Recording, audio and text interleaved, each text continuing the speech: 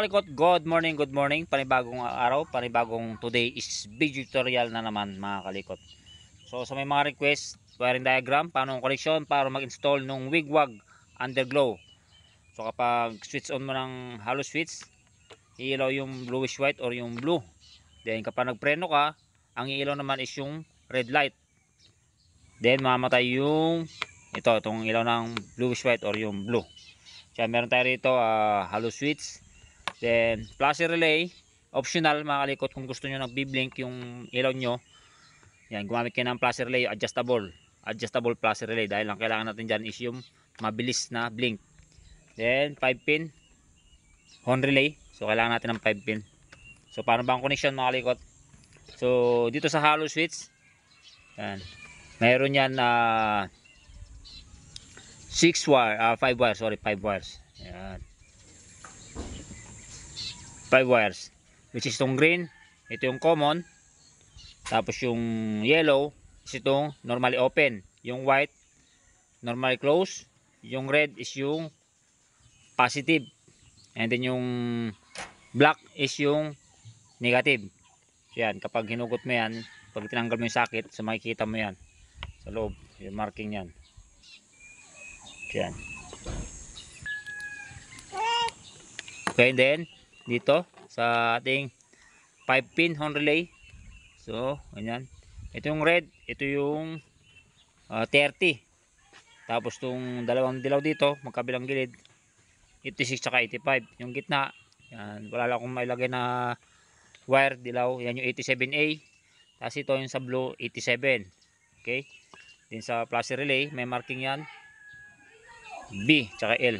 So yan, yan, ito gamit tayo rito. Bahala kayo kung anong gagamitin yung pailaw. Diyan, ito sample lang natin. Yan, bahala na rin kayo kung ano yung kulay ng ilaw na gamitin nyo. Okay, simulan natin, let's do it.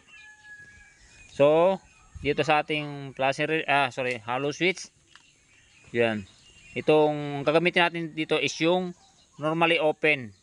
Yan, normally open, para kapag switch mo ng hollow switch, saka pa lang iilaw yung ating yung blue na ilaw or bluish white.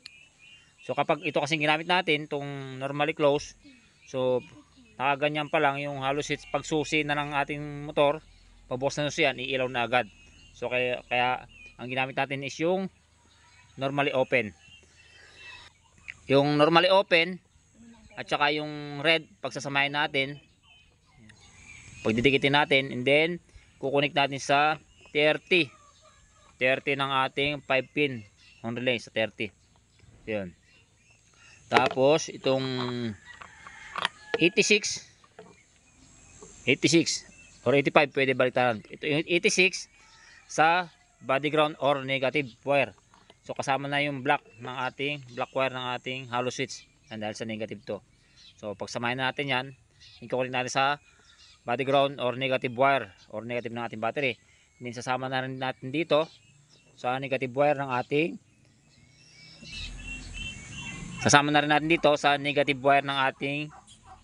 ilaw. Ayan, negative wire, tapos ito yung positive wire nya. Okay, so next natin dito yung 86, so sa ground or negative body ground. Tapos itong 85, ikukunik ng horn relay, kukunik natin to sa brake switch trigger wire. Yan, doon natin kukunik to, para pagka nagpreno tayo, so ang iilaw is itong red light. Okay, tapos itong 87A, nakalikot, 87A, kukunik natin dito yung flasher relay.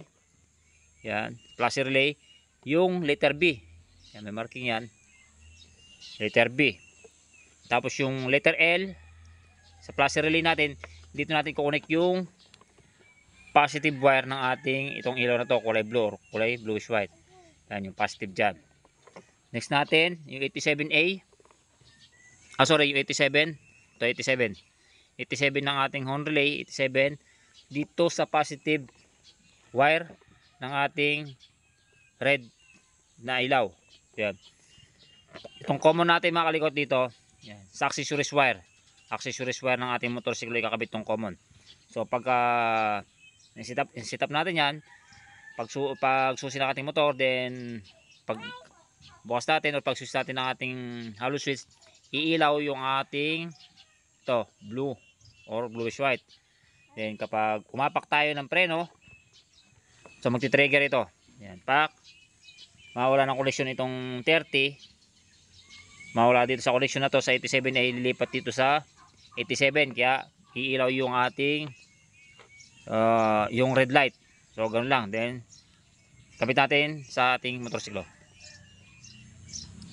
So yan, ikakabit natin to mga kalikot. So itong common, yan, common ng ating hollow switch sa accessories wire ng ating motorsiklo. Accessories wire ng ating motorsiklo, Honda, China brand na motorsiklo is color black. Sa Yamaha, ang accessories wire nya light brown. Ano ba yan? Bulol tayo sa R. Light brown. So yan yung accessories wire para sa Yamaha. Sa Suzuki, orange, Kawasaki, brown. So yan. Ito, dahil Honda, color black. Susok lang natin dito sa color black. Itong common ng ating hollow switch. Okay.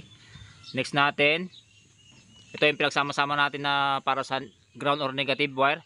Kasama na yung black wire ng ating hollow switch. Tapos yung 86 ng ating horn relay. Tapos yung negative wire ng ating mga pailaw. Lalagyan natin sa negative wire or body ground. Negative wire, color green. Yan, sa mga Honda, color green ang negative wire. Susok lang natin yan. Tapos itong 85 ng ating horn relay sa trigger ng ating preno. So sa Honda is yung green na mayroong line na yellow. Yan, kapag umapak ka ng preno or pumiga ka ng preno, so ito yung susuplayan. Itong green na mayroong lining na yellow. So diyan natin connect yan.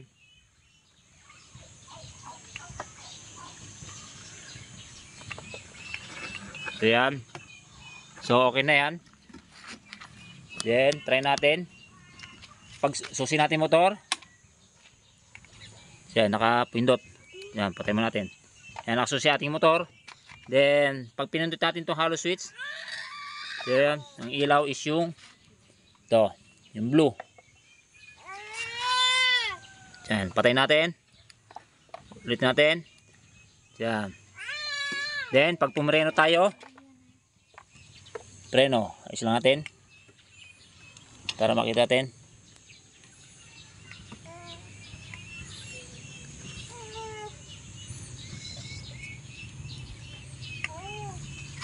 Pag pumreno tayo, mamatay yan, tapos yung red light ang iilaw. Yan. Okay.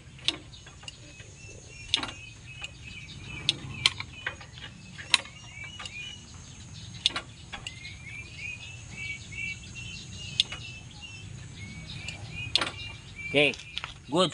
Ganun lang kasimple. So ito yon. Kung gusto nyo na pagsusi nyo pa lang is na pagsusi ng susian, iilaw na yung ating bluish white. So ang gamitin nyo is yung yan, normally close. So pero pagkapiga nyo ito, yan, mamatay din yon. So magiging baliktad lang yung polarity nya. So ganun lang kasimple. Makalikot mag install. Yan, wiring diagrams nung wigwag underglow. So yun lang, sana yan, naintindihan nyo. Kung hindi nyo maintindihan, ulit-ulitin nyo lang ang video. So yun lang, thank you.